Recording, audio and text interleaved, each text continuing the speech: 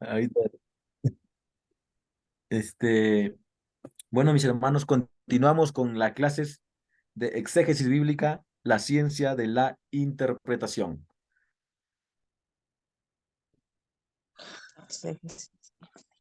Nuestro tema, hoy día ya vamos a ver, mis estimados hermanos, el tema 2, que son la importancia de las traducciones en el proceso de la exégesis. La semana pasada, un hermano, no me recuerdo el hermano que me preguntó qué traducción es la más recomendable. Antes de yo poderle dar un alcance acerca de alguna traducción en específica, vamos a hacer un estudio del proceso que siguen las traducciones para conocerlo, para conocer qué es una traducción y de acuerdo a eso poder tomar nuestras propias decisiones. Quiero que conozcan un poco la ciencia de la traducción para de acuerdo a eso tomar decisiones. Aparte, hoy día empezamos la parte práctica. Ya vamos a ver la parte práctica, pero empezamos con el tema del día de hoy. Ya sabemos que nuestro objetivo es que cada uno de ustedes tenga un acercamiento responsable en el estudio de la palabra de Dios a través de las herramientas que le brinda la exégesis. No apaguen sus cámaras, mis estimados hermanos. El que puede prenderlo, por favor, préndalo. No quiero sentirme solo. Quiero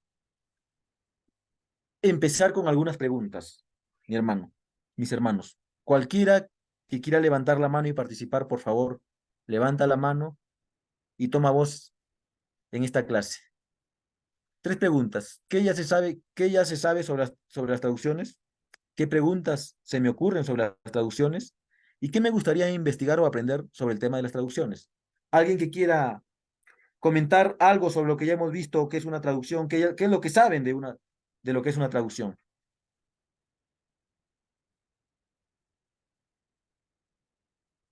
Es, es copia sobre copia. Ya, muy bien. Y sobre la segunda pregunta, estimado pastor Aníbar, ¿qué me podría decir? ¿Qué preguntas se me puede ocurrir sobre las traducciones? ¿Alguna pregunta que se le pueda ocurrir? Ya me dijo que las traducciones son copias sobre copias. Ya, ¿y qué preguntas puede surgir o se le puede ocurrir sobre las traducciones? ¿O qué le gustaría investigar o aprender sobre el tema de las traducciones? El tema de San Lucas 16, donde dice Hades, y Ah, otros testigos le llaman Jena, Guiana, sí, ¿sí? exacto. Y Sí, claro. entonces es claro lo que dice ahí, ¿no? Que fue llevado, el hombre rico fue llevado. Entonces, ¿a dónde llevan los muertos? Pues a los cementerios, los sepulcros, los camposantos. Bien. Pero dice que en el Hades, alzó y vio a Abraham en el seno. Entonces, y los que estaban con Abraham, ahí estaba el hombre pobre de Betania, Lázaro. Y de tal manera entonces él no podía pasarse para allá porque una cima lo dividía. Amén. Y ahora entonces él eh, pidió misericordia para que enviaran a Lázaro, aquel hombre mismo que no le dio, es decir, lo rechazó. Y llegó el momento, ¿no? Cuando él se dio cuenta, dijo, envía a Lázaro para que tan siquiera mojes la punta de su dedo en agua, porque me quema. O sea, ahí estaba en un lugar de sufrimiento. Entonces, ¿qué es lo que ahí, por ejemplo, habla? Nosotros hemos investigado y hemos dicho, bueno, ahí era el alma, ¿no? Pero su cuerpo se fue al polvo como dice el libro de Génesis. Cuando el polvo vuelve a la tierra, como era antes, el espíritu vuelve a Dios que la dio. Entonces ahora él vuelve a rogar por sus 5 hermanos y no tiene ninguna respuesta. Entonces ahora yo retomé otro versículo del libro de San Lucas, capítulo 23, su versículo 43, donde Jesús le dijo a aquel malhechor, de hecho estaba condenado también, ¿no? Los dos que estaban al lado de él, pero dijo, acuérdate de mí cuando vengas en tu reino. Y Jesús le dijo, de cierto te digo que hoy estarás conmigo en el paraíso. Yo quisiera saber, pues, ¿verdad? a partir de cuándo se dio esa traducción de los que leen la Biblia de testigo que dice Jena y la Reina Valera que estamos leyendo nosotros que dice Hades. Amén, amén. Antes de empezar, la traducción del Nuevo Mundo de la Watchtower de los Testigos de Jehová es una traducción que no cumple ningún rigor científico.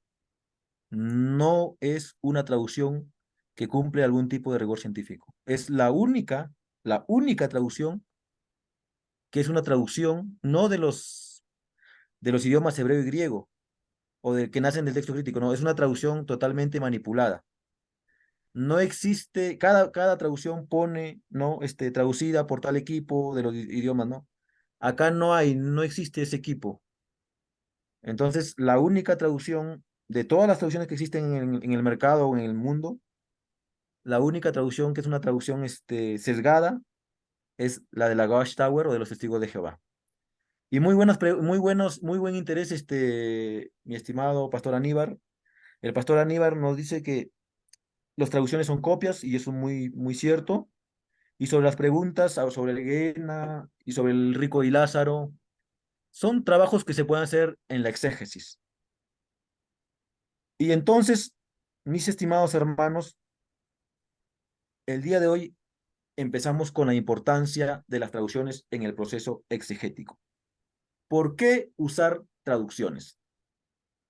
¿Por qué hay que usar traducciones en el proceso de la exégesis?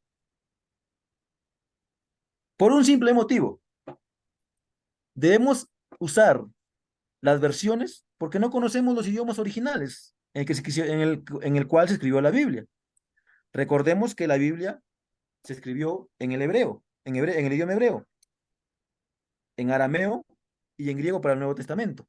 Pero el idioma hebreo evolucionó en el tiempo. O sea, no es el hebreo que conocemos hoy, que está en las versiones, o el hebreo actual que se maneja en las versiones como la HBS, la Biblia Extugartensia. Es un hebreo que nace del siglo VII, del siglo X, con los sabios masoretas, quienes ponen la puntuación, porque antes el hebreo solamente era consonantes, solo se usaban consonantes, pero entonces ya los masoretas en el siglo VII, siglo X, comienzan a poner la puntuación. Pero el hebreo no es el hebreo, el paleohebreo que usaron el Abraham, el paleohebreo nació en Canaán, es una lengua cananea que cogen los hebreos y de ahí evolucionó en el tiempo. Y ahora tenemos el hebreo que conocemos en el texto masorético, en la HBS. Entonces, la lengua ha evolucionado, no solamente es el hebreo que conocemos hoy. Luego, cuando Israel va al exilio con los babilonios, adopta el arameo. Y el hebreo se arameiza, coge, coge las consonantes del hebreo y le pone el toque arameo. Entonces, evoluciona en el tiempo. Y esta es la lengua, el arameo es la lengua que usó Jesús. O sea, el hebreo en la época de Jesús se estaba olvidando. Y es más, los judíos que vivían en la diáspora ya no conocían el hebreo, ellos usaban el griego. Y ahí nace la primera versión de la Biblia, que es la Septuaginta griega.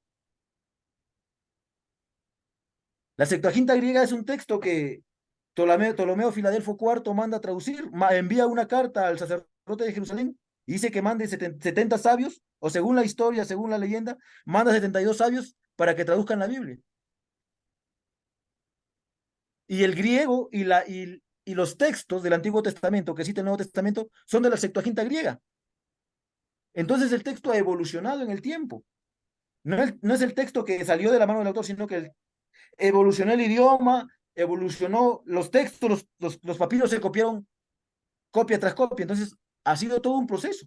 Entonces nosotros no conocemos eso. Es más, en la época del Nuevo Testamento existían 5 tipos de griego. Estaba el jónico, el ático, el tolomaico, el eólico, el dórico. Y todos esos eran griegos comunes, griego koiné. Y en todos esos se escribió el Nuevo Testamento. Y no conocemos todo ello.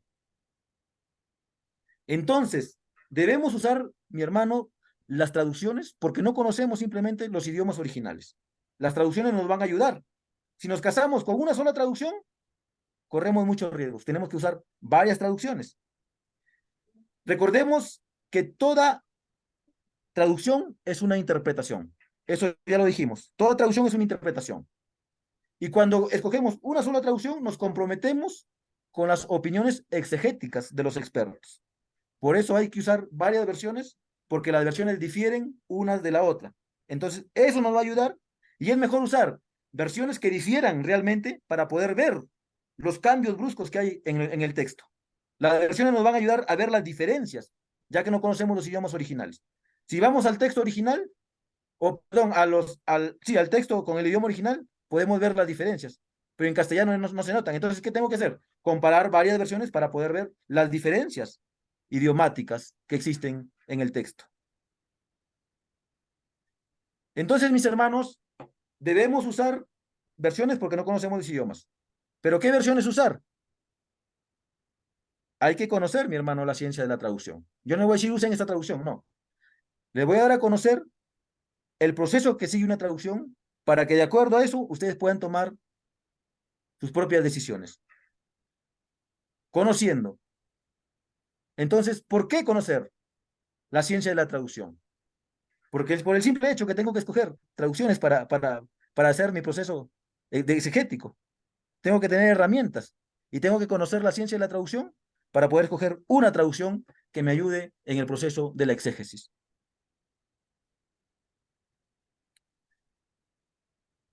Mi hermano, hay dos cosas en las que se preocupan los traductores. Ellos toman dos tipos de decisiones. La decisión textual, que tiene que ver con el texto primigenio, con el texto que salió de la mano del autor, y la cuestión lingüística. ¿Cómo traduzco desde la lengua de ellos a mi lengua? O sea, dos decisiones que tienen que tomar los traductores. Oye, el papiro que voy a usar o el texto que voy a usar es el más cercano a la mano que salió de la mano, al texto que salió de la mano del autor, o o una copia tardía. Y la segunda decisión, ¿cómo traduzco de la lengua de ellos, del hebreo, del griego y del arameo, a mi lengua actual, al español? Recuerden, esos dos tipos de decisiones toman los traductores de la Biblia. Esos dos tipos de decisiones. Y como ya vimos, dimos unas pinceladas la semana pasada. Déjenme un momentito. Como ya vimos la semana pasada,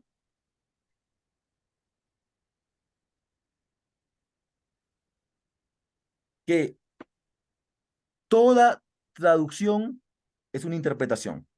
El interés de de los traductores, mis hermanos, es estar seguro de usar el texto más cercano al original. Pero aquí hay tres preocupaciones, surgen tres preocupaciones. Tres, ¿ah?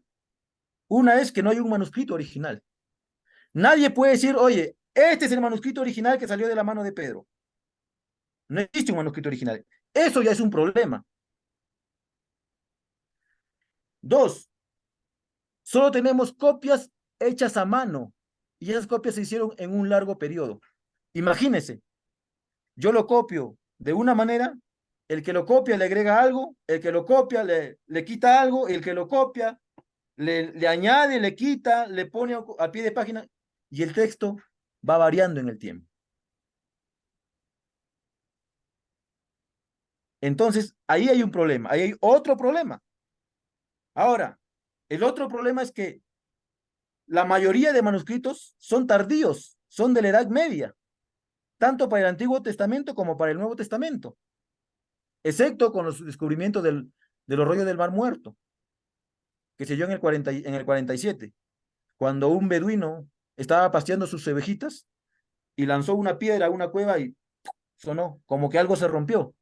Y cuando entró, encontró manuscritos, encontró rollos antiguos que los llevó, hechos de cuero, que los llevó y los vendió en la ciudad de Jerusalén a un coleccionista. Y de ahí vienen investigadores como un padre católico, Roland de Bow, que fue encargado de hacer las excavaciones arqueológicas y encontró rollos del Antiguo Testamento. Pero hasta antes de esa época, las copias eran tardías, eran de la Edad Media. Imagínense, 1500 años. El problema. Entonces, para el Nuevo Testamento, mi hermano, las copias tempranas, las copias más tempranas, más cercanas del año 100, del año 200, difieren con las copias de la edad tardía. ¿Por qué? Porque en el transcurso del copiado se van agregando cosas o se van quitando cosas. Se van añadiendo pensamientos o se van quitando pensamientos. En el caso del Apocalipsis, aparecen innumerables bestias. El papiro más antiguo, si no me equivoco, que hace no, si no me equivoco, si es Emil Boimar, que es un especialista, el papiro más antiguo no habla del 666, sino habla del 616. Entonces, hay cambios, entonces, hay copias de copias de copias que van cambiando en el tiempo, y las copias más tempranas en el Nuevo Testamento difieren de las copias más tardías. Como le dije la semana pasada, existen más de 5000 copias diferentes del Nuevo Testamento. Y simplemente son diferentes porque no existían las fotocopiadoras, no existía la imprenta, se copiaban a mano. Y el que copiaba escuchaba mal y ponía ahí una palabra mal. Ya vamos a ver ejemplos. O simplemente le daba sueño y ponía otra letra por otra. Porque son errores humanos. Y eso no le quita divinidad al texto. Dios sigue siendo la mano primigenia del texto. Dios sigue siendo el inspirador del texto. Eso no le quita que la mano de Dios esté detrás. Eso nos hace ver que el texto recorrió un proceso humano normal y Dios utilizó ese proceso para comunicar su palabra. Ahora, el trabajo de los traductores es pasar por el tamiz esta cantidad de copias que tenemos. ¿Cuál de todas las copias es la más cercana a la que salió de la mano del autor? Tiene que comparar los manuscritos. Tiene que ver qué variantes representan errores y cuál de las variantes probablemente representan el texto original.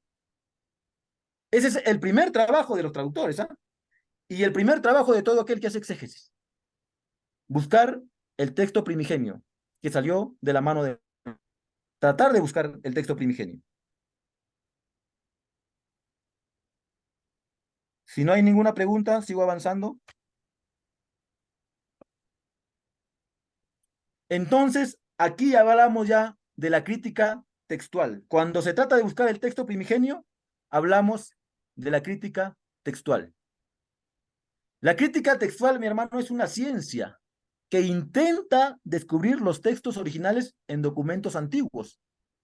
Y esto no solamente se aplica a la Biblia, esto se aplica a los textos también de los filósofos griegos, como Aristóteles, como los filósofos que escribieron, Platón, Aristóteles.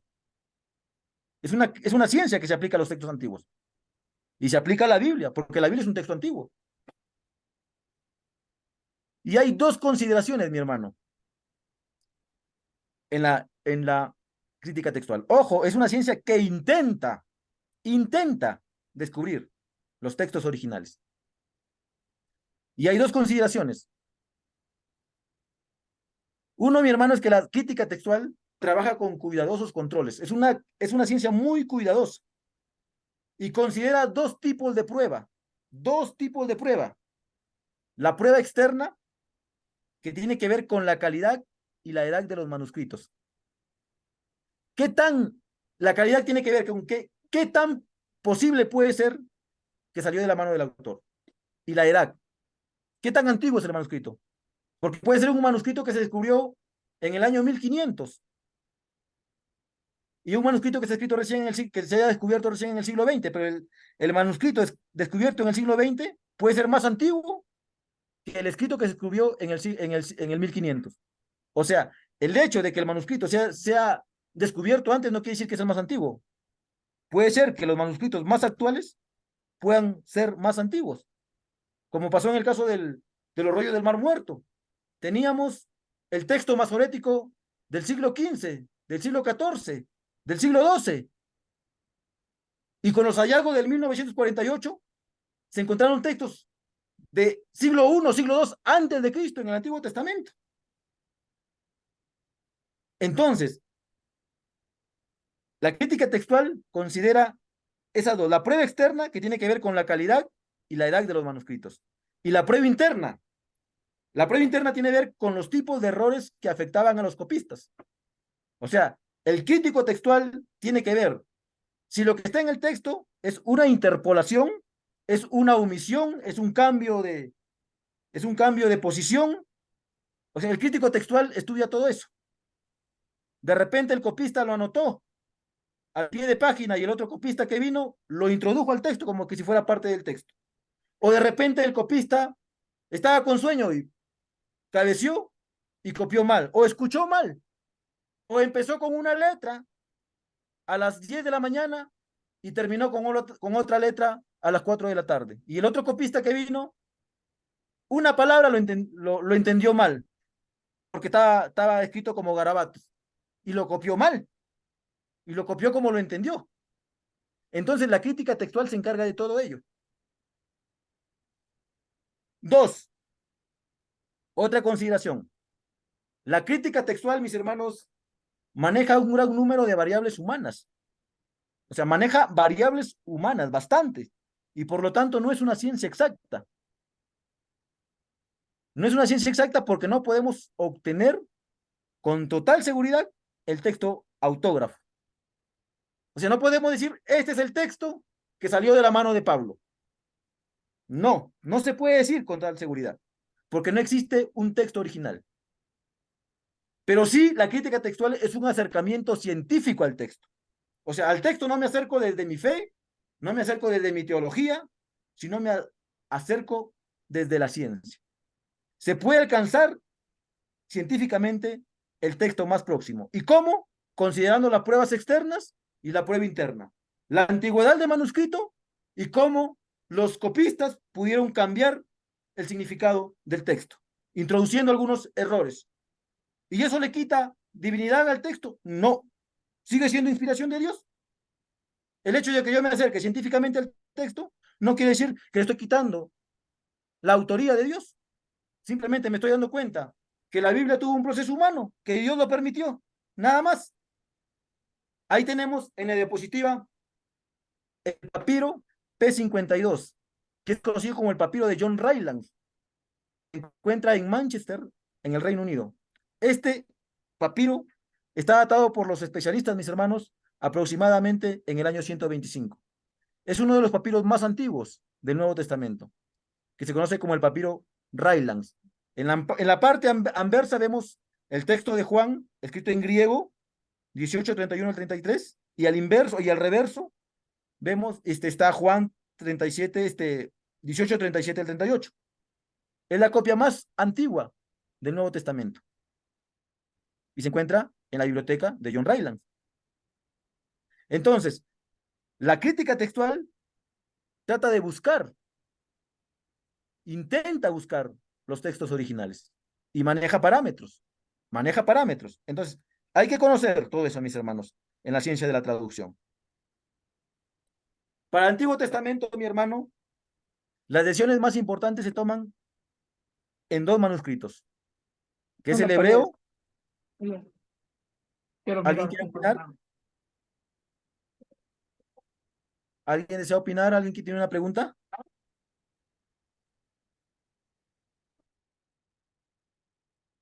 ¿Alguien quiere preguntar algo? No, creo que se encendió un micrófono. Ay, ¿todo claro hasta ahora? ¿Alguna Yo, pregunta? yo opino lo siguiente, ¿no? Conforme hemos venido estudiando las escrituras y en algunas versiones, lo consideramos porque para enseñarlo a veces con términos más rebuscados, en algunas familias o personas casi no muy logran entender. En cambio, cuando se les habla con términos más sencillos, pues se entiende, ¿no? Por ese lado, muy de acuerdo, ¿no? Las copias y de copias. Pero ¿sabe dónde se pierde la visión más de la gente, ¿no? Que lee Biblia para contender cosas que definitivamente no estuvo presente en el lugar, ni tienen la menor idea de quién se trata, ¿no? Y para tratar de señalar a alguien, tu Biblia lo hicieron a tu manera y la mía, pues, es la mejor. Entonces, nace esto, porque hay personas hablan por la cantidad de libros que tiene una Biblia que es mayor y la otra que es menor, pero todo tiene que ver también quiénes fueron los hombres indicados para que velaran por ese cuidado, ¿no? De, de edificar el que verdaderamente quiera conocer el tratado divino. Porque con esto termino. Porque yo no estoy muy de acuerdo, ¿no? Que alguien pueda decir que la Biblia, no, tampoco Dios no la escribió. Yo defiendo una postura porque, ¿qué no hace él? En el libro, vemos allá en el libro de Daniel, estaba en una pared que tenía un nombre, como que hacía Tequel, Parsin, no sé cómo decía allí, ¿no?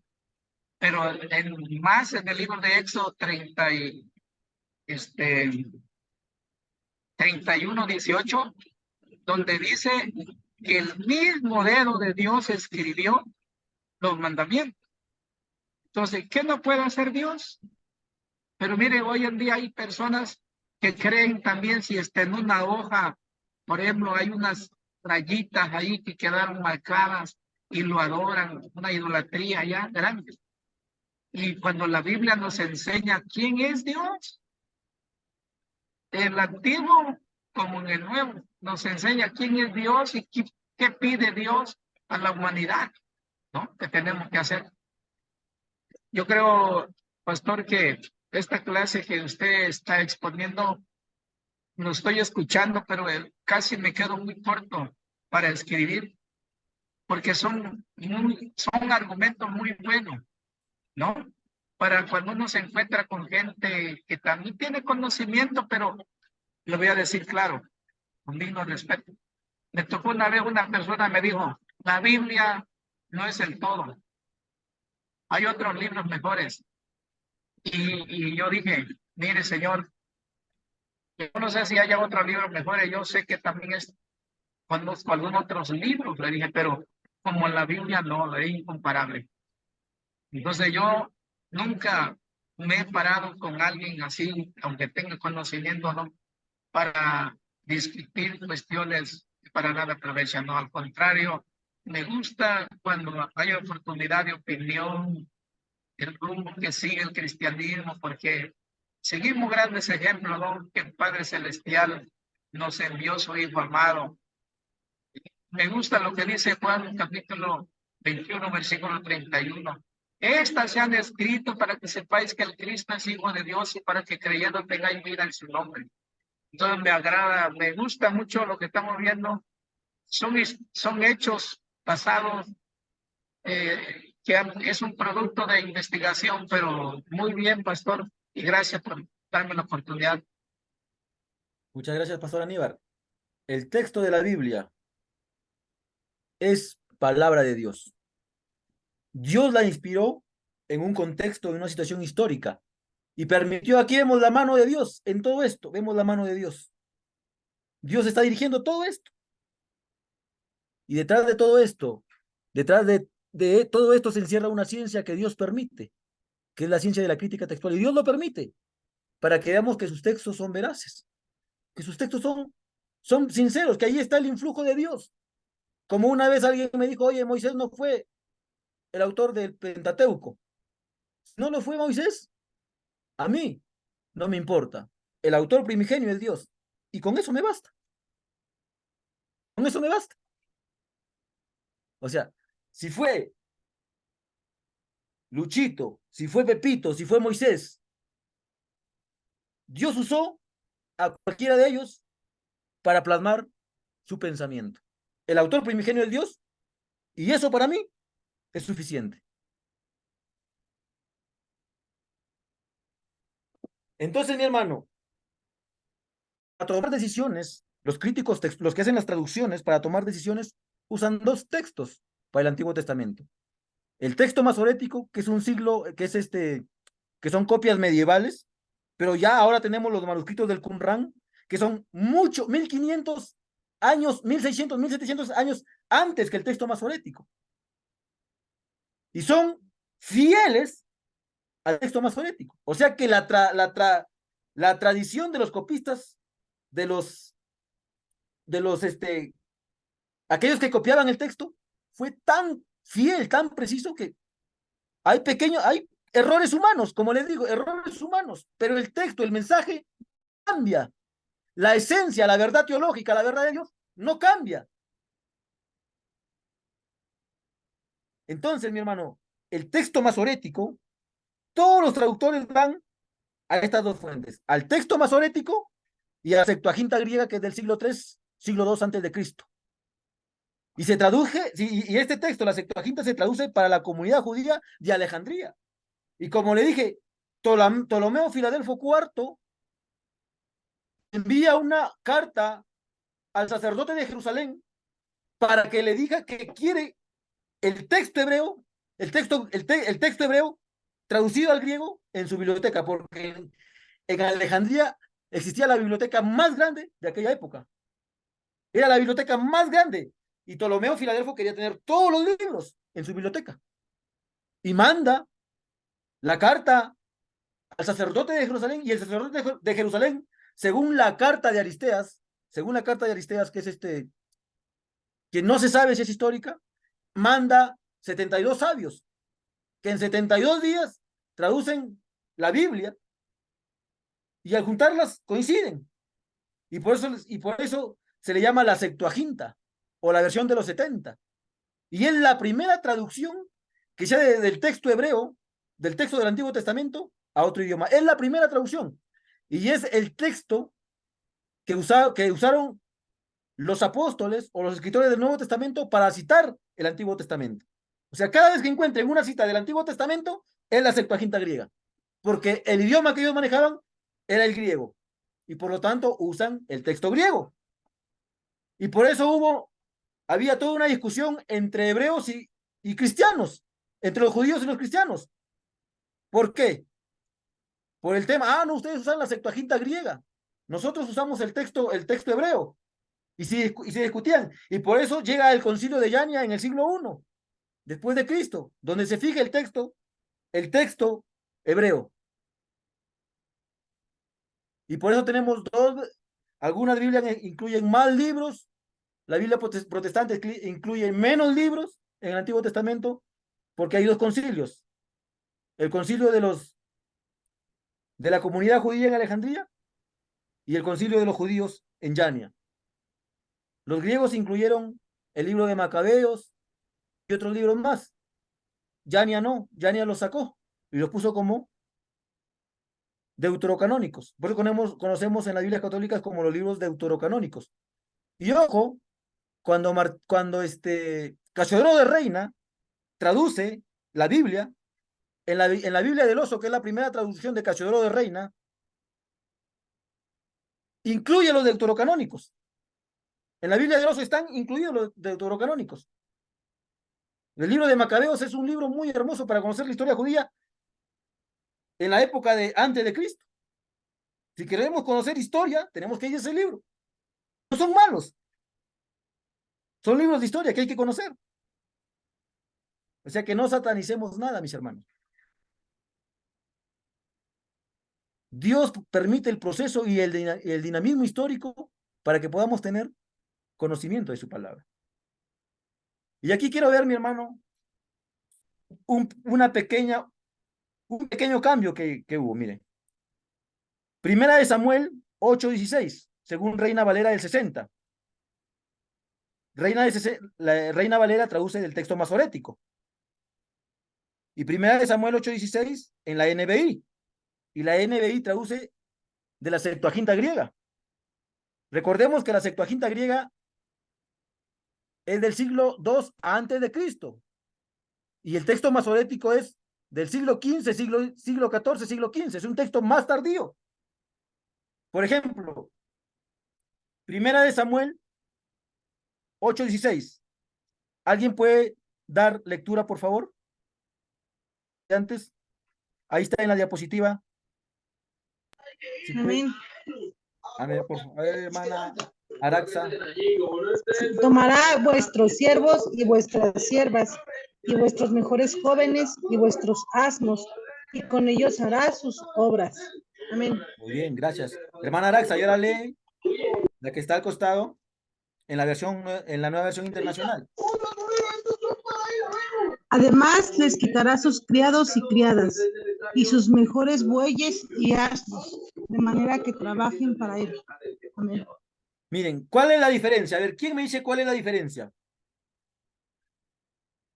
¿Cuál es la diferencia que se encuentra en ambos textos?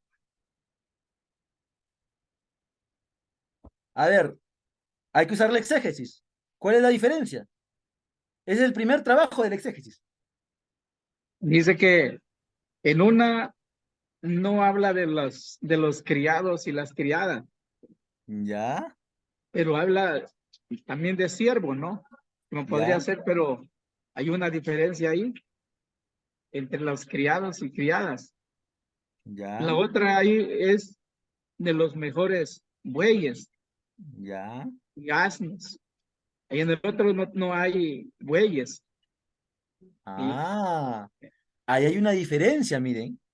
Sus y además de mejores, ese, dice, en la nueva versión, dice, de manera que para él no le alcanzo a ver porque está bloqueada al lado posterior, o sea, al lado derecho. Pero ahí ahí, veo del primero de la Reina Valera del 60, ya. dice, y con ellos hará sus obras. Dice para él y aquí dice hará sus obras, ¿no? Veo Ya, una gran diferencia ahí. ya, ya. Muy bien, ese es el primer trabajo del exégesis, comparar los textos. Por ejemplo, la diferencia está, mira, dice, Reina Valera dice, tomará vuestros siervos y vuestras siervas, vuestros mejores jóvenes y vuestros mejores asnos, y con ellos hará sus obras. Y mira cómo dice la nueva versión internacional. Además, quitará sus criados y criadas, y sus mejores bueyes y asnos, de manera que trabajen para él. La diferencia está acá. Reina Valera dice, vuestros mejores jóvenes. Y nueva versión internacional no dice jóvenes, dice vuestras mejores bueyes y asnos. Y Reina Valera dice vuestros jóvenes y vuestros asnos. O sea, pone jóvenes y asnos. Y la NBI pone bueyes y asnos. Hay una diferencia. Mire, porque acá habla de personas, habla de jóvenes. Y acá ya no habla de personas, acá habla de bueyes. Hay una diferencia ahí, ¿se dan cuenta? Ese es el trabajo de la crítica textual. Si no soy experto en el hebreo, si no soy experto en el griego, tengo que usar versiones. Ahí hay un cambio. ¿Y qué pasó acá? Lo que pasa que Reina Valera usa el texto masorético para traducir. Casiodoro de Reina, que es el traductor de la Biblia, recurre a la fuente del texto masorético. Y los traductores de la nueva versión internacional recurren al texto griego de la Septuaginta, que es un texto mucho más antiguo que el texto masorético. El texto masorético es de la Edad Media y la Septuaginta griega es del siglo II antes de Cristo, o sea, es muchísimo más antiguo. ¿Y qué pasó ahí? Que el copista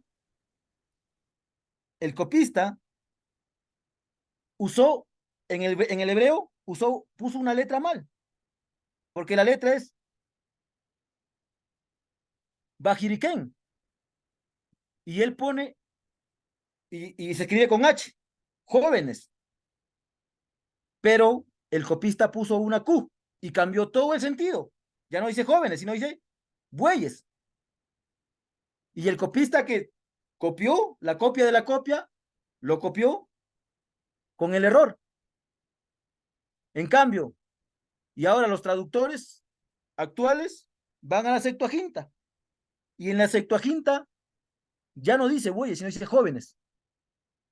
Entonces, ¿se dan cuenta que el trabajo de la crítica textual me permite ver los errores y esto le quita divinidad al texto. No, sigue siendo palabra de Dios. Solamente veo el error humano y nada más.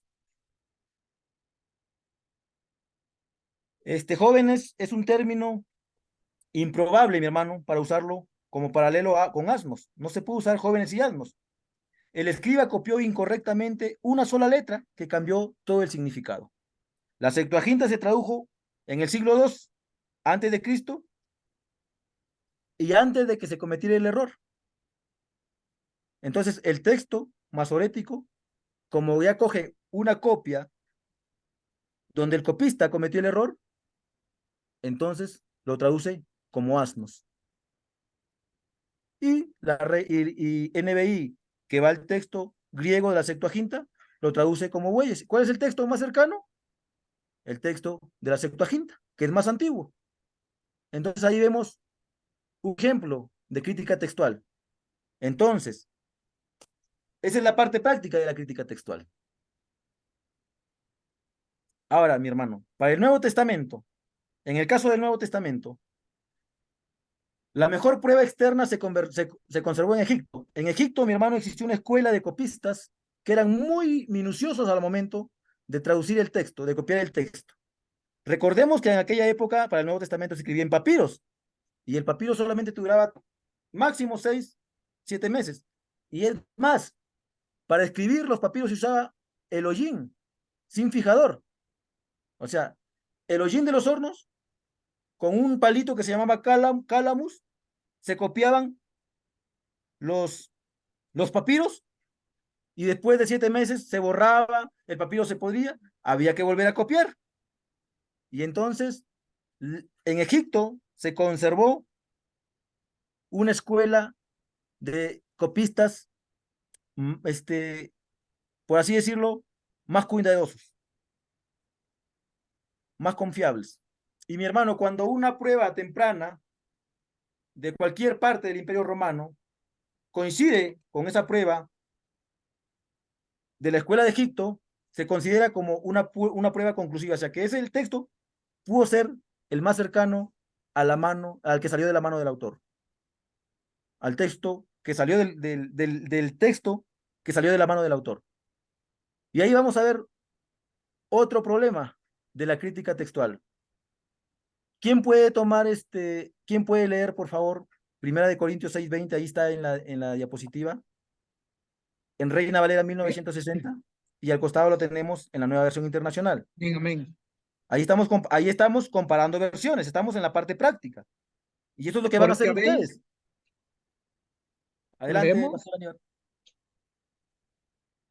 ¿Lo leemos? Sí, sí, Pastor Aníbal, por favor. Porque habéis sido comprados por precio. Glorificad pues a Dios en vuestro cuerpo y en vuestro espíritu, los cuales son de Dios.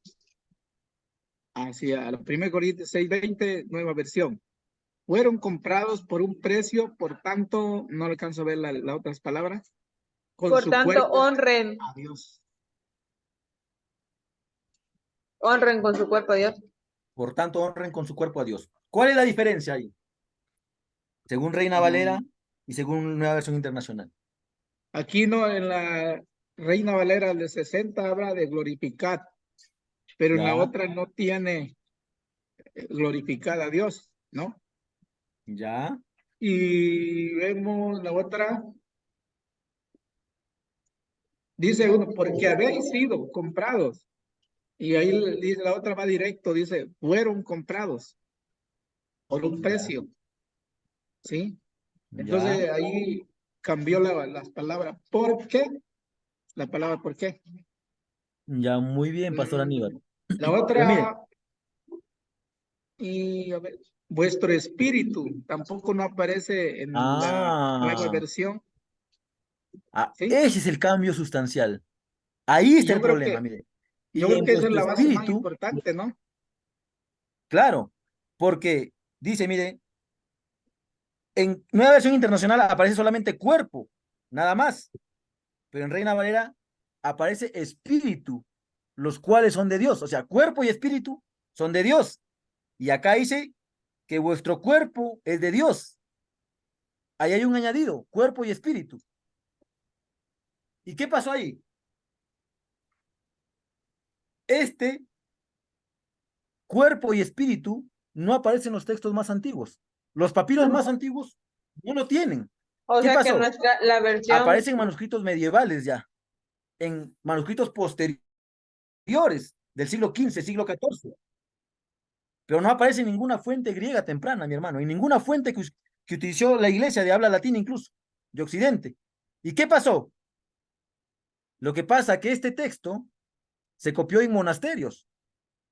En un momento cuando la filosofía griega, recordemos que la filosofía griega tenía un menosprecio por el cuerpo. Para los filósofos griegos, el cuerpo era la cárcel del alma. Lo puro era el espíritu y lo malo era el cuerpo. Y este texto tardío se copia en un monasterio. Y ya los monasterios estaban influenciados por la filosofía griega. Y entonces el copista introdujo, mi hermano, la palabra espíritu. ¿Por qué? Porque era una posición teológica del escriba. Los monjes añadieron esta parte, vuestro espíritu. Hizo cambios por razones teológicas, porque estaban influenciados por el pensamiento de los filósofos griegos. Pero Pablo solamente habla de honren a Dios con vuestro cuerpo. ¿Por qué? Porque Pablo es hebreo. Porque Pablo, para el hebreo, el hombre es una totalidad, es una carne viviente. No se disocia, no hay una parte espiritual, no hay una parte corporal, no, es una totalidad. En cambio, para el griego sí hay una disociación, sí disocia el cuerpo del espíritu. Y los copistas medievales, influenciados por la filosofía de Aristóteles, de Platón, introducen este cambio. Entonces lo hacen por cuestiones teológicas. ¿Cuál es el texto más cercano al original?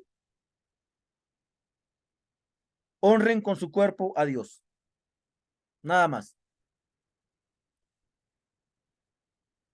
Ahora, esto cambia. La inspiración de Dios no. El texto sigue siendo inspirado.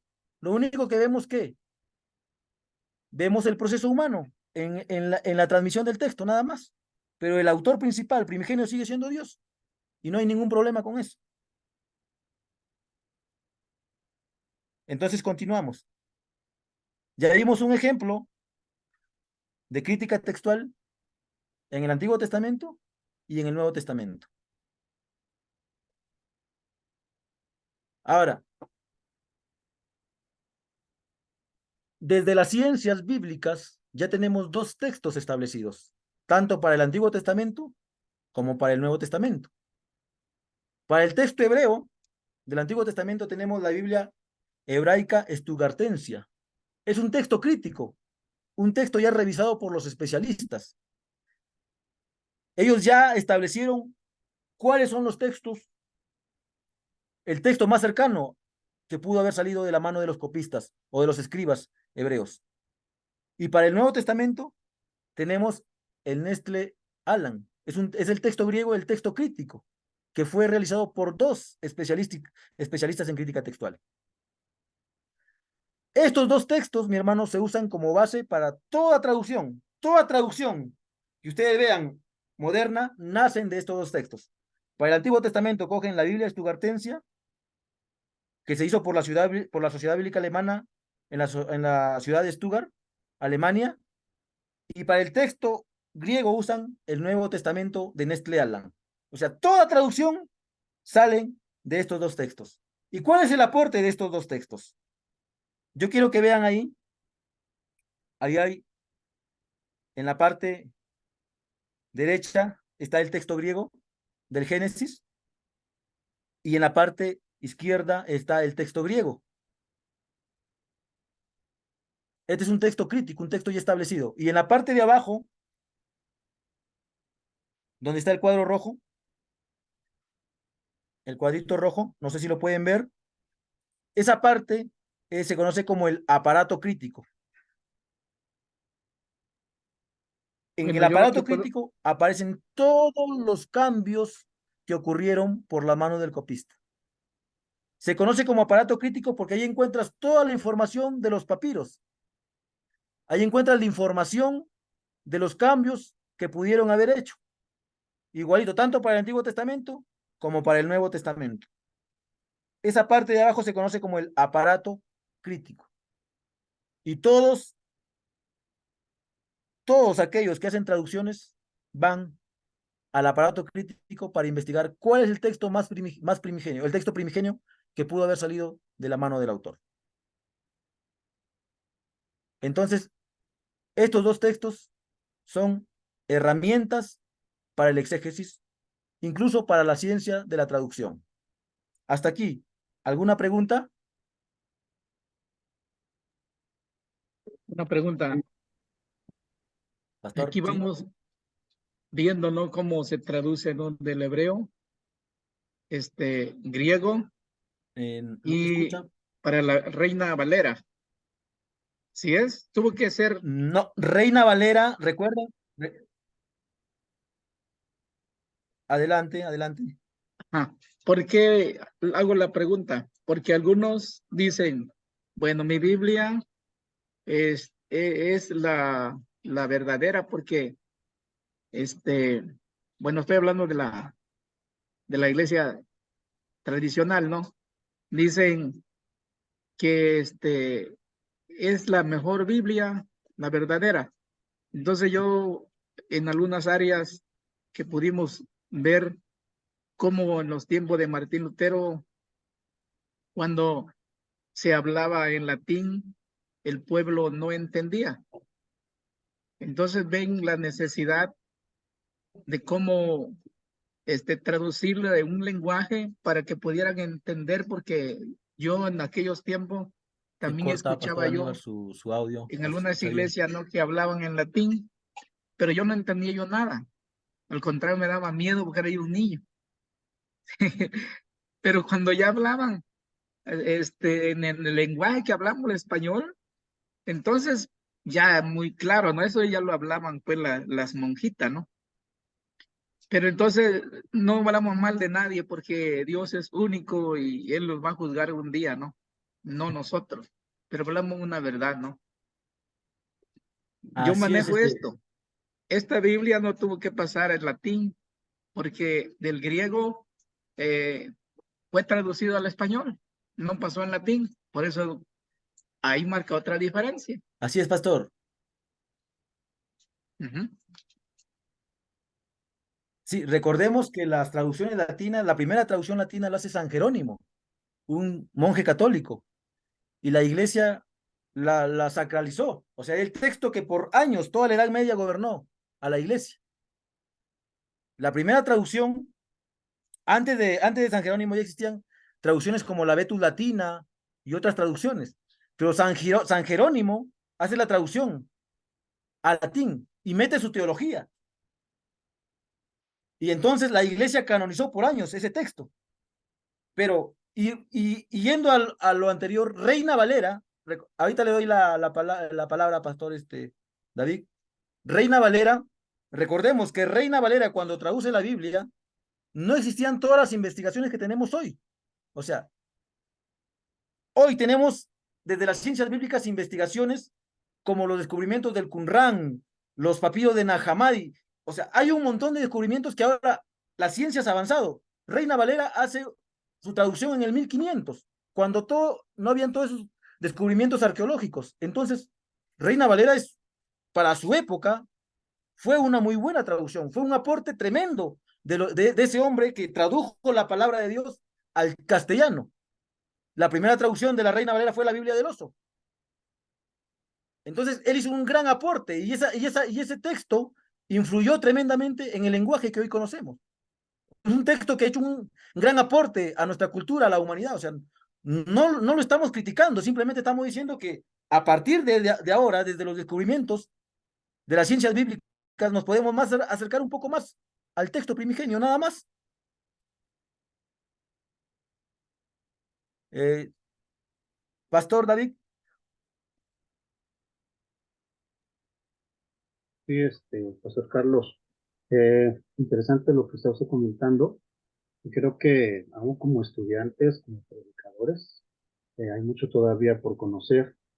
Eso que usted está mencionando acerca de las traducciones, creo que lo que siempre ha como que imperado más en la iglesia evangélica ha sido la Reina Valera 1960.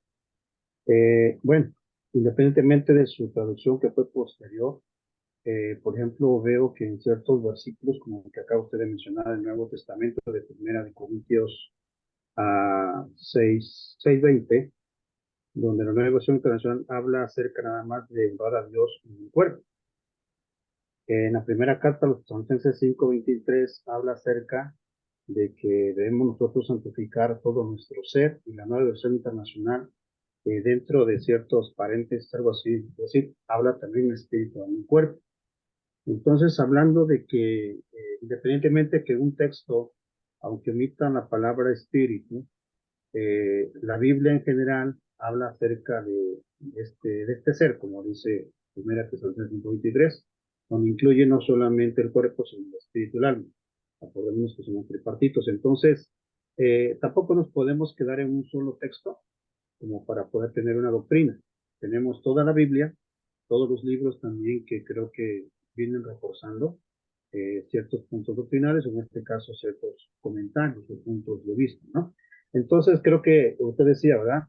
Para un buen estudiante de la palabra de Dios, no nos basta solamente una versión, y hablamos que también para un estudio más profundo tenemos que hacer uso de diccionarios, concordancias, y cuando usted hablaba del texto de Samuel, la primera carta de Samuel, si no recuerdo, yo uso mucho, por ejemplo, diccionarios del griego y del hebreo. Entonces, cuando yo ahorita estuve consultando la cita de 1 Samuel 8:16, obviamente que la raíz viene de la Reina Valera 60, y cuando yo voy al texto hebreo, o a la nomenclatura del texto hebreo, me manda un vocablo que habla acerca de mancebo, que son jóvenes también. Entonces, hasta dónde también los diccionarios, tanto hebreo como griego, podemos nosotros también basarnos, puesto que en este diccionario puedo repetir que es el Strong, y otro diccionario que manejo es el Vine o el Vine. Los dos manejan también la palabra mancebo en ese texto de 1 Samuel 8:16. Entonces le digo por qué, porque nosotros a veces manejamos cierta información. Vamos, creo que también el contexto tiene mucho que ver, porque habla de hijos, de hijas, siervos, siervas. Entonces tampoco podemos descartar a los jóvenes que los reyes los iban a tomar así, ¿verdad? Como esclavos. Eso se lo he dicho, se lo dijo Dios a Samuel, y Samuel en este caso a los reyes, ¿no? O al primer rey, en este caso Saúl. Entonces, creo que también para el estudio no nos vamos a quedar solamente en un texto o un pasaje, sino vamos también al contexto y a los demás libros también, para no ir variando, sino hacer quizá el complemento, ¿verdad?, de toda la escritura para llegar a un solo tema. Esa era mi aportación, Pastor Carlos. Amén, Pastor David. Sí, en el texto de Samuel aparece la palabra de Bajurigen, ¿no? Esa es la palabra para jóvenes. Y para bueyes ya usa una kaf, que es Bajurigen. Entonces el copista solamente se equivocó en la kametz, en una Q, y entonces cambia todo el sentido.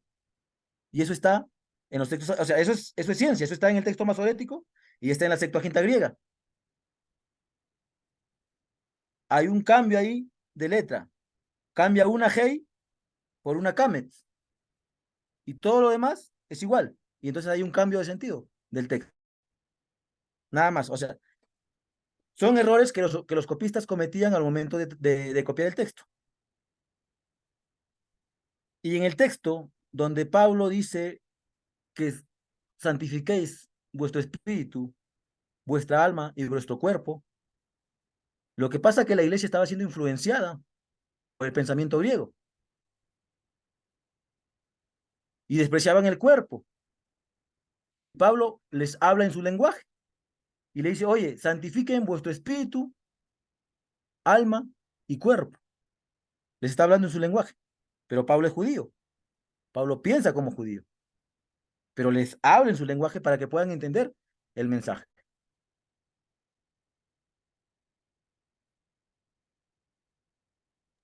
Último más, pastor, en cuanto, yo le hice la pregunta la clase pasada en cuanto a las traducciones.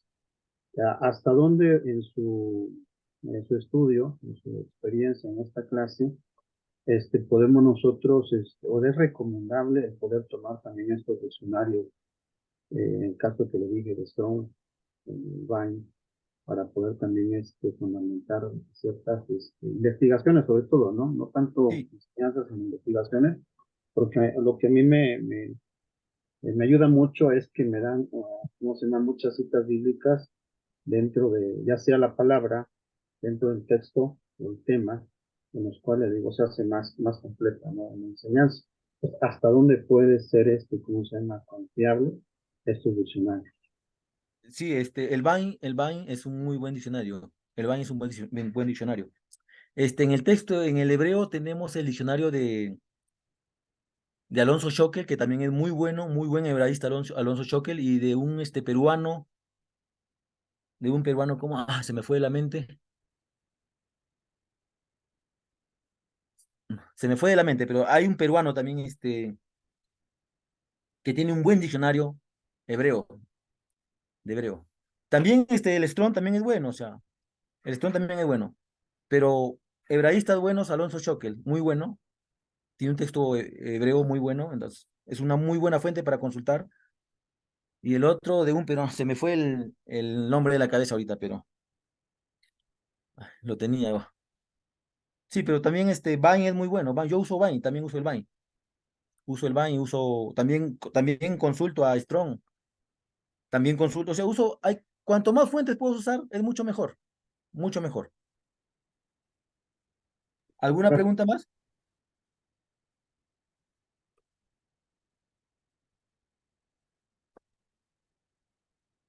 Tengo una pregunta, Yo, mi estimado Pastor Carlos. Pastor, Creo que dígame. primero Araxa, primero Araxa. Sí, adelante. Adelante, hermana Gaby. muchas gracias. Es que hace rato usted nos hablaba sobre estas academias o no sé, estos grupos de personas que se encargan de realizar las traducciones. Entiendo y me imagino que ya en la actualidad hay muchas. Por ejemplo, esta de los testigos debe de ser una. ¿Qué tan fiables son o cómo podemos ver esa fiabilidad en estos grupos? Me preguntó sobre los testigos de Jehová. Eh, es ejemplo, pero me imagino que hay varias y las traducciones, las diferentes traducciones tienen estos grupos. Ya. Entonces, ¿cómo nos podemos fiar o cómo podemos ver pues no sé, conocer qué grupos son más fiables? Sobre todo de acuerdo a nuestro contexto. Me imagino, por Claro. ejemplo, ahorita que estábamos analizando esta de la nueva traducción viviente y he visto o había estado yo leyendo la nueva traducción actual, al lenguaje actual, entonces no sé Ahí esta vamos, fiabilidad. ahí vamos a llegar, porque hay tres tipos de traducciones. Ahí vamos a llegar, ahorita vamos a aterrizar ahí. Tres tipos de traducciones. Pero sí, el único texto que no cumple un rigor científico es la de la Watchtower, la traducción del Nuevo Mundo, de los testigos de Jehová. Ese texto no cumple ningún rigor científico. Todos los demás textos nacen de estos dos textos que están aquí, de la Estugartensia y del Nuevo Testamento, de la Nestle Alam 27. Cualquier traducción, sea católica, sea protestante, nacen de estos dos textos. O sea, son confiables. Cualquier traducción es confiable. Solamente la de los Pastor, testigos de Jehová no es confiable. Ahorita vamos a ver los tipos de traducción para que vean cuál es la diferencia, nada más. ok, pastor, disculpe, ¿me podría definir qué entiendo por rigor científico? Rigor científico es acercarse lo más a los textos más confiables. Ok, A los textos más muchas confiables. gracias. Recordemos que no hay textos originales, solamente hay copias de copias de copias. Acercarse a la copia más cercana que pudo haber salido de la mano del autor. Muchas gracias. Acá tenemos, como le dije, el texto hebreo y el texto griego con el aparato crítico. Eso es ciencia, eso está ahí. Acá nadie está inventando, eso es ciencia. El aparato crítico te dice dónde están las variantes, dónde están los cambios, qué papiros son, dónde están los papiros. Esa es información que está en el texto griego y en el texto hebreo. Eso se conoce como la crítica textual. El aparato crítico en ambas versiones. Y entonces entramos a la pregunta de la hermana Araxa. Aquí vamos a ver ya el tema, ya dejamos el tema de la crítica textual, ahora pasamos a la cuestión del lenguaje. Recordemos que los traductores se preocupan por dos cosas, por encontrar el texto primigenio y por traducir del lenguaje antiguo al lenguaje actual.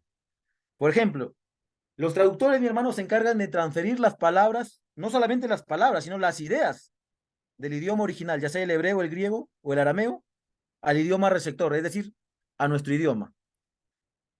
Hay tres términos técnicos que debemos conocer para la ciencia de la traducción. Por ejemplo, lenguaje original. ¿Qué es el lenguaje original? Es el lenguaje en el cual se escribió el texto antiguo, hebreo, griego y arameo. Nada más es eso.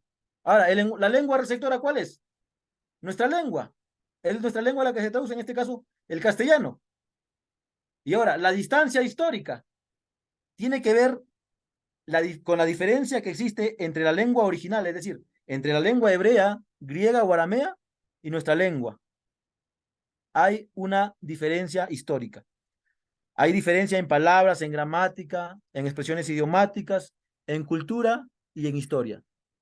Esos tres términos hay que conocerlos para la ciencia de la traducción. Lengua original, lengua receptora y distancia histórica. Porque hay una distancia histórica entre la lengua del que escribió y entre la lengua del que traduce. Hay una distancia histórica.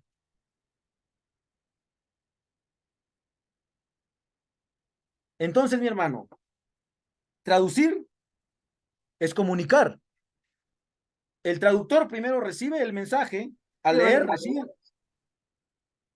alguna Sí, pregunta. puedo regresarle tantito a la diapositiva anterior. Ya, Gracias. ok. Recuerden que esta diapositiva va a estar en la plataforma. Solamente copien lo necesario. Nada más, porque todo lo demás va a estar en la plataforma. O sea, copien lo que necesitan tener a la mano.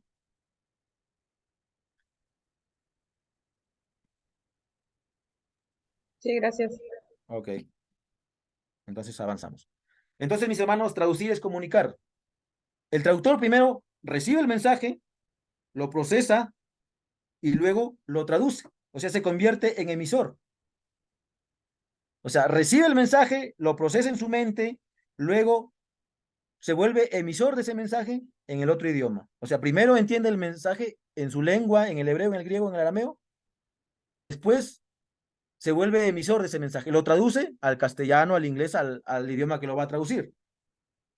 Entonces, el traductor tiene que esforzarse, mi hermano, por comprender el texto. Tiene que comprender el texto no solamente en su idioma, sino en su vocabulario, en su gramática, en sus expresiones idiomáticas. Y también tiene que familiarizarse con el idioma. Tiene que conocer cómo se empleaban esos verbos en la época de Jesús, en la época de Pablo. ¿Por qué lo empleaban? ¿Por qué lo usaban?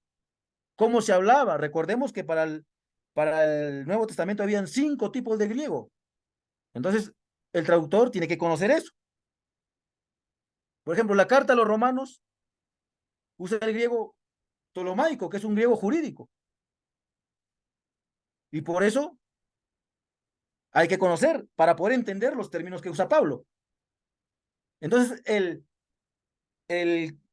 que traduce tiene que esforzarse por comprender el texto, no solamente en su idioma, sino también en su vocabulario, en su contexto histórico, en su cultura, cómo lo usaban, dónde lo usaban, por qué lo usaban. ¿Por qué Pablo usa el griego jurídico? ¿Por qué no usa el griego jónico? Entonces, es todo un trabajo. Otro trabajo del traductor es esforzarse por entender el pensamiento del autor en su idioma.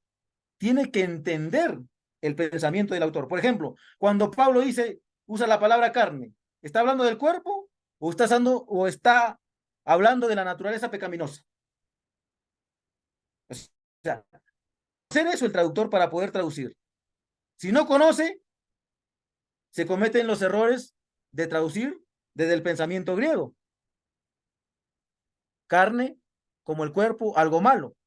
Pero aquí Pablo está hablando de una naturaleza pecaminosa, de una naturaleza egoísta del ser humano.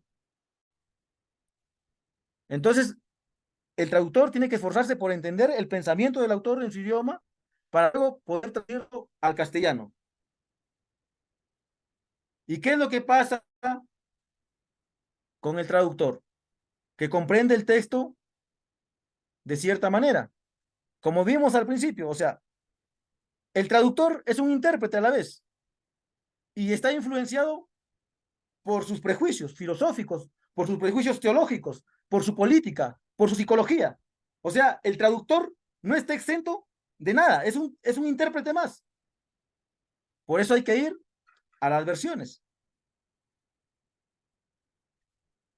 Cuando se traduce, mi hermano, cuando se traduce del texto griego, del texto hebreo, al castellano, ocurren, mis hermanos, alteraciones lingüísticas.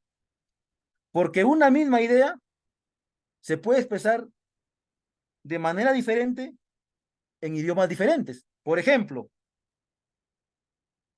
en el Nuevo Testamento, en el griego, se usa hijo de mentira. ¿Y qué quiere decir en nuestro idioma? Mentiroso. Nada más que eso. Hijo de mentira quiere decir mentiroso. O por ejemplo, no te fijes en la cara de los hombres. ¿Qué quiere decir? Simplemente no discrimines. Entonces hay alteraciones lingüísticas al momento de traducir de un idioma al otro idioma. Mentiroso, hijo de mentira quiere decir mentiroso. No te fijes en la cara de los hombres quiere decir no discrimines. Hay una alteración lingüística. Ahora, entramos a la teoría de las traducciones. Seguimos en la cuestión del lenguaje. Y aquí vamos a responder la pregunta de nuestra hermana Araxa. Existen tres tipos de traducciones. La traducción de equivalencia formal o traducción literal. Tenemos la equivalencia funcional o equivalencia dinámica. Y la última que es la traducción libre o se conoce también como paráfrasis. ¿Qué quiere decir equivalencia formal o literal? Quiere decir que copia el texto tal como se encuentra en el idioma original. Por ejemplo, si en el griego aparece carne, traduce como carne.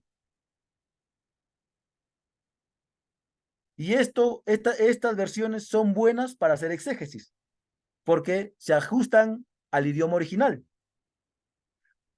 Entonces, cuando hablamos de equivalencia formal o de traducción literal, es un texto que quiere ser fiel a la letra del idioma griego, hebreo o arameo. Trata de mantener las formas del idioma, mis estimados hermanos. Trata de mantener la gramática, las palabras. Por eso es que muchas veces Reina Valera pone el verbo antes, pone el predicado después, el verbo, porque está usando el griego. Está siguiendo literalmente el griego. Y son buenas traducciones para hacer exégesis. En esa línea de traducción formal, equivalencia formal o literal, encontramos a Reina Valera, a Nácar Colunga, que es una versión católica, a la Biblia de Jerusalén, que también es una versión católica. Todas ellas son de equivalencia formal. Y son buenas para hacer exégesis, porque se apegan al idioma original.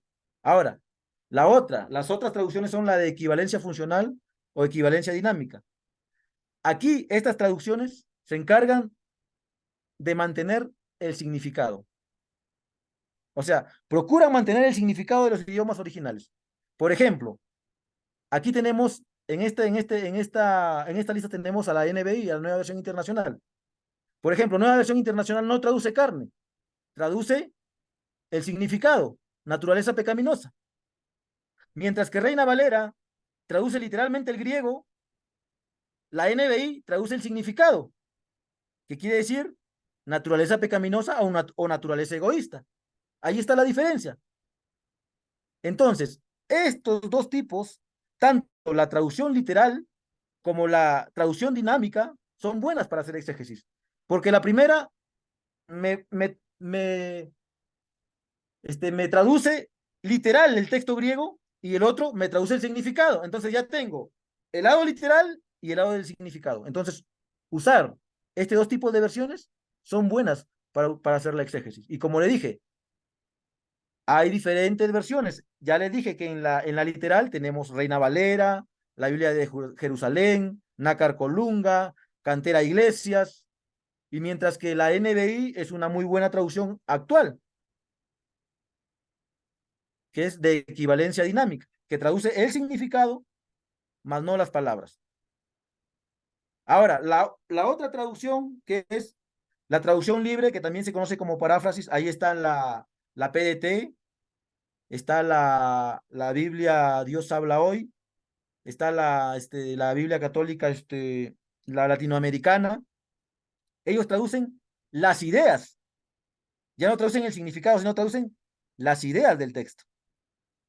Entonces, estos se alejan un poquito más del texto, se alejan un poquito más, porque son más, se preocupan más por el hombre moderno y dejan de lado un poquito el pensamiento del hombre antiguo. Pero son buenas también para consultarlas, más no para el proceso exegético. Si quiero entender algo, voy a este tipo de traducciones, a las de paráfrasis. No sé si ahí está entendiendo, hermana Araxa. Sí, pastor, gracias.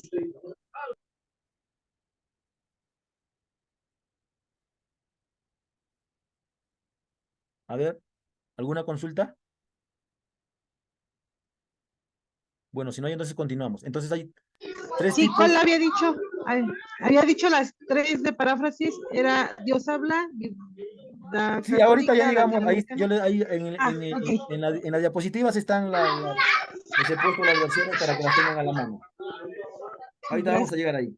Entonces hay tres tipos de traducciones: la literal, la dinámica y la paráfrasis. Recomendables para el exégesis, la literal y la dinámica. La paráfrasis, para consultarlo a algo que no me quede claro. Pero para hacer exégesis, literal y dinámico.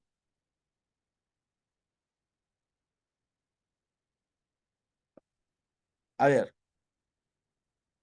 Y ahí vemos, mi hermano, que la teoría de la traducción tiene que ver fundamentalmente con poner énfasis primario en la equivalencia formal o funcional, que es la dinámica. Por ejemplo, traduzco literal la palabra lámpara, por ejemplo, lámpara es a mis pies tu palabra y lumbrera mi camino. O puedo traducirlo, linterna es a mis pies tu palabra, o antorcha es a mis pies tu palabra, desde un lenguaje, desde un, o sea, ya no traducir el texto literal, sino traducir el significado del texto. Lámpara también significa linterna, pero también significa antorcha. Y lo puedo traducir. Linterna es a mis pies tu palabra, o antorcha es a mis pies tu palabra. O sea, traduzco literalmente o traduzco el significado. Otro, beso santo, cuando Pablo usa la palabra beso santo, que ellos usaban el beso para saludarse, pero ahora no usamos el beso porque lo vemos mal, ¿no? Entonces podemos traducir beso santo o apretón de manos de amor cristiano, desde nuestro concepto, ¿no? Desde nuestra visión del mundo. También se puede traducir el significado, o puedo traducir literalmente. Por ejemplo, vuestra constancia en la esperanza está traducido literal del griego en Reina Valera, pero también lo puedo traducir el significado, que quiere decir la constancia sostenida por la esperanza, y eso está en Primera de Tesalonicenses 1 al 3. O sea, puedo traducir literal o puedo traducir el significado. La palabra carne lo puedo traducir literalmente en el griego, o también lo puedo traducir o puedo traducir el significado, naturaleza pecaminosa. ¿Se dan cuenta que tanto la traducción literal y la dinámica me ayudan para el exégesis? Porque una me traduce el texto griego y la otra me traduce el significado del texto griego. Entonces ya tengo dos opciones para tomar mi decisión en el exégesis. Pero si me quedo con la literal, carne, entonces al instante entra mi filosofía en el texto y meto en el texto lo que no está en el texto. Y ahí tenemos las traducciones. Ahí está, la de equivalencia formal. Tenemos a la Reina Valera del 60, a la Reina Valera del 95, a la Reina Valera actualizada, a la Biblia de Jerusalén, a la Cantera Iglesias, Nácar Colunga, Y en la equivalencia funcional tenemos a la nueva versión internacional. Les he puesto estas porque es una buena traducción para trabajar. Y en la versión libre les he puesto la versión popular, Dios habla hoy, latinoamericana. Ahí está. Eso va a quedar con ustedes. Eso va a estar va a estar subido en la plataforma.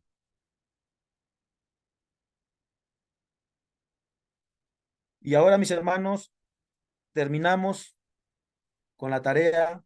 ¿Cuánto tiempo nos queda, Pastor Israel? Disculpe.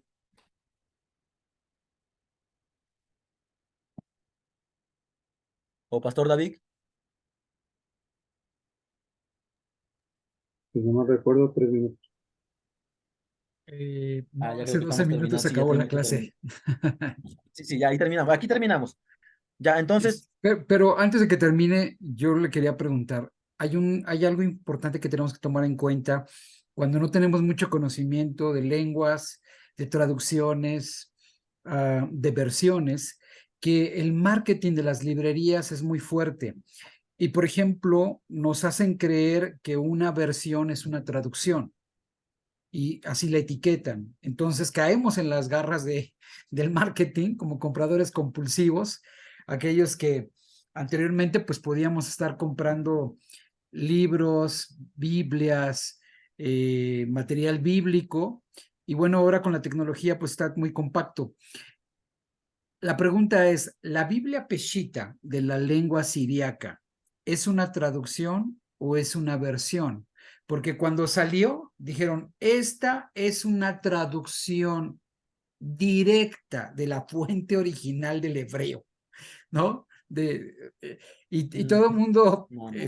wow, yo quiero 10 para llevar, ¿no? O sea, se vendieron como pan caliente.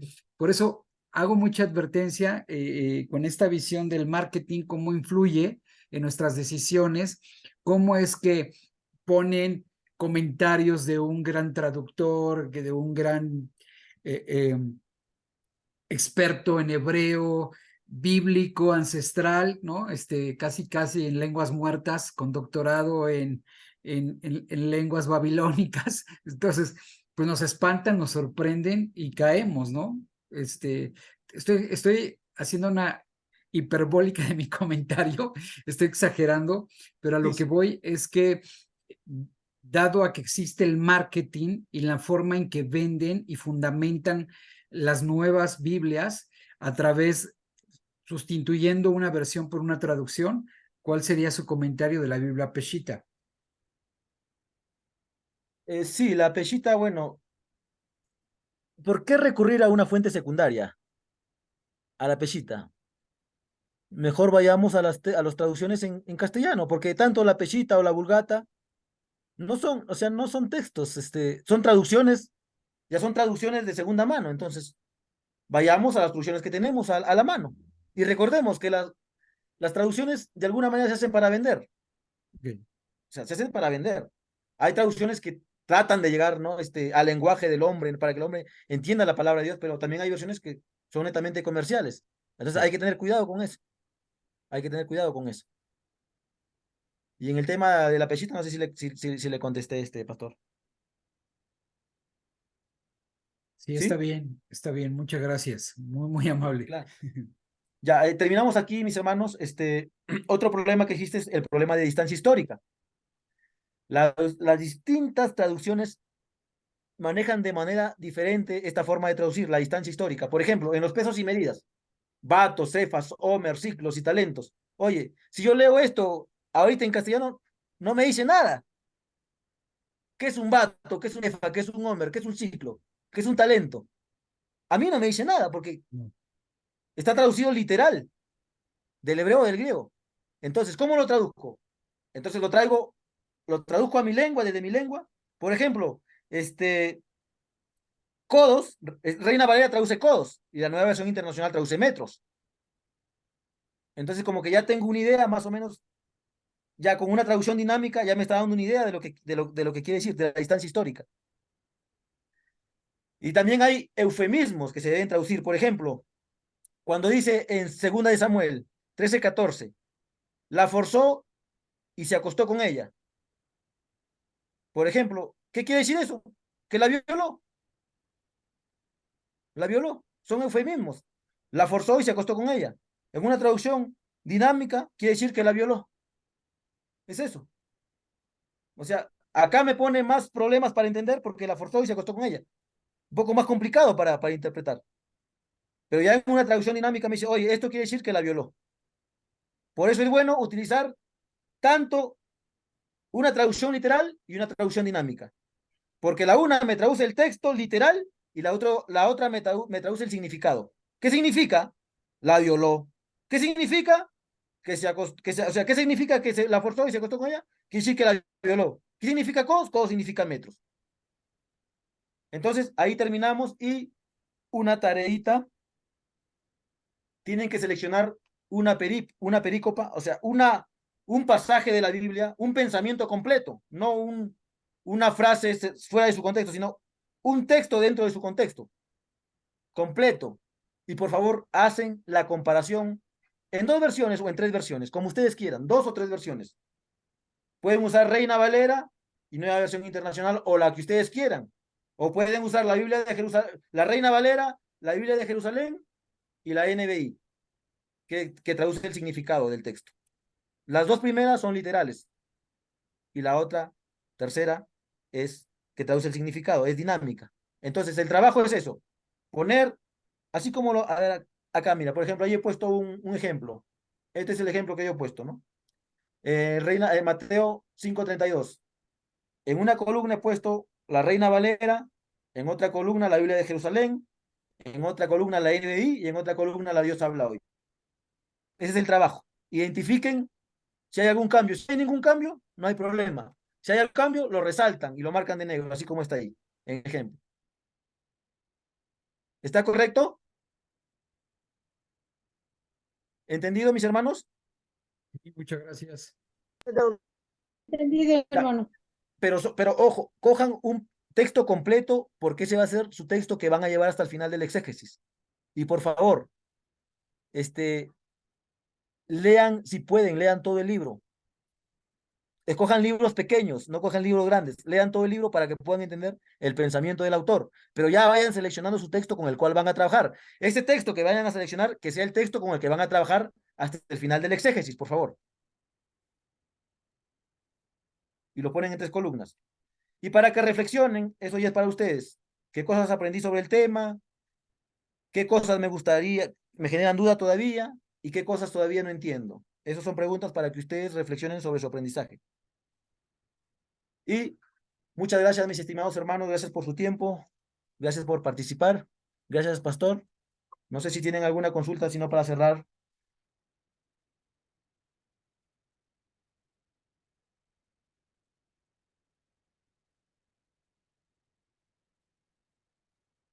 Está No silenciado, pastor. no alcancé a sacar la captura de la última instrucción que dio, hermano.